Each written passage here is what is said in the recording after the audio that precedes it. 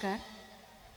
আজ মহা অষ্টমীর এই শুভক্ষণে উপস্থিত সকলকে শুভ শারদীয়ার প্রীতি ও শুভেচ্ছা জানিয়ে আমাদের অনুষ্ঠান শুরু করছি।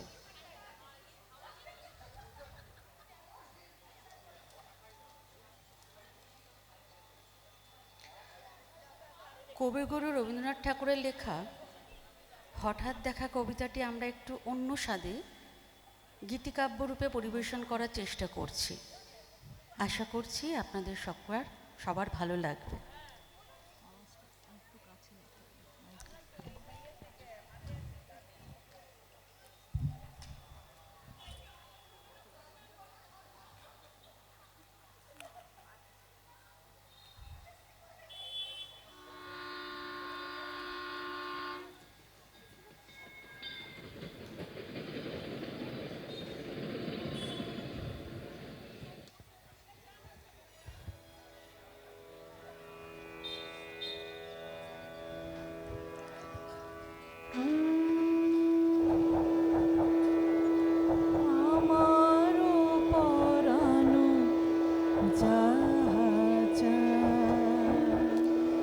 রেলগাড়ির কামরায় হঠাৎ দেখা, ভাবিনি সম্ভব হবে কোনোদিন।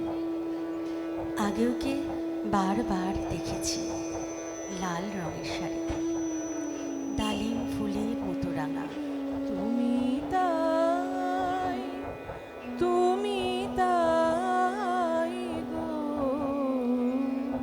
আজ পড়েছে কালো রেশমের কাপড়, আঁচল তুলেছে মাথায়। আমারও পরানো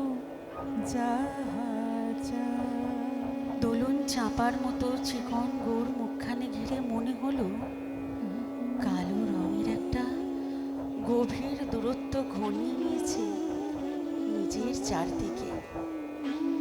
যে দূরত্ব সর্ষে ক্ষেতের শেষ সীমানায়, শালবনের নীলাঞ্জনে। থমকে গেল আমার সমস্ত মনটা। চেনা লোককে দেখলেন অচেনার গাম্ভীর্যে। তোমা ছাড়া আর এই জগতে মোর কেহ নাই, কিছু নাই গো।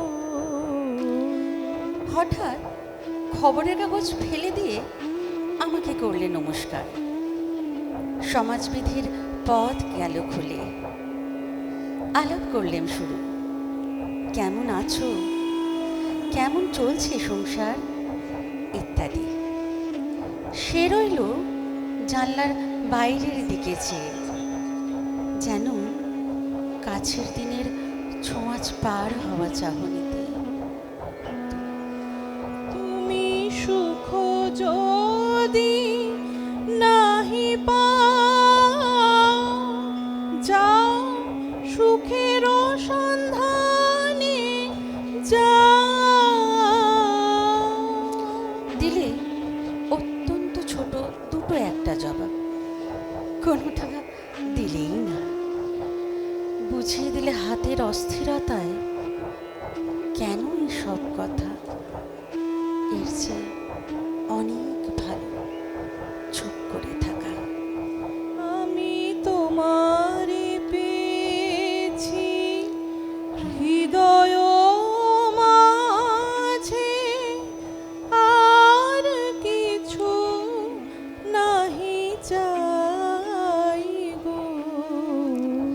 আমি ছিলাম অন্য বেঞ্চিতে ওর সাথীদের সঙ্গে। একসময় আঙুল নেড়ে জানালে কাছে আসতে। মনে হলো কম সাহস নয়। বসলাম ওরা এক বেঞ্চিতে। গাড়ির আওয়াজের আড়ালে বললে মৃদু স্বরে, কিছু মনে করো না, সময় কোথা সময় নষ্ট করবার।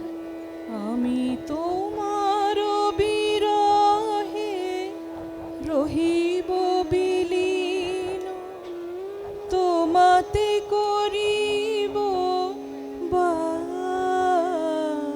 আমাকে নামতে হবে পরের স্টেশনে।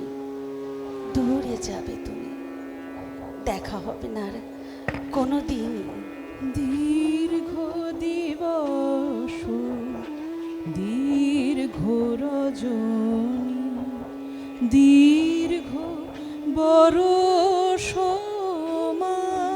তাই যে প্রশ্নটার জবাব এত কাল থেমে আছে, শুনবো তোমার মুখে। সত্য করে বলবে তো? আমি বললেম, "হ্যাঁ, বলবো।"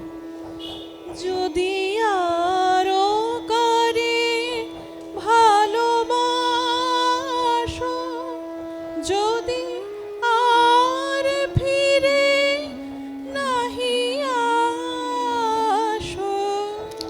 বাইরের আকাশের দিকে তাকিয়ে শুধালো, আমাদের গেছে যেদিন একেবারেই কি গেছে? কিছুই কি নেই বাকি? তবে তুমি যাহা চাও তাই যেন পাও। একটুকু রইলেম চুপ করে, তারপর বললেন, আমি যত দুঃখ পাই গো, রাতের সব তারাই আছে দিনের আলোর গভীরে। আমারও পরানো যাহা চায় তুমি তাই। খটকা লাগলো, তুমি কি জানি বানিয়ে বললেম নাকি। ও বললে, থাক, এখন যাও ওদিকে।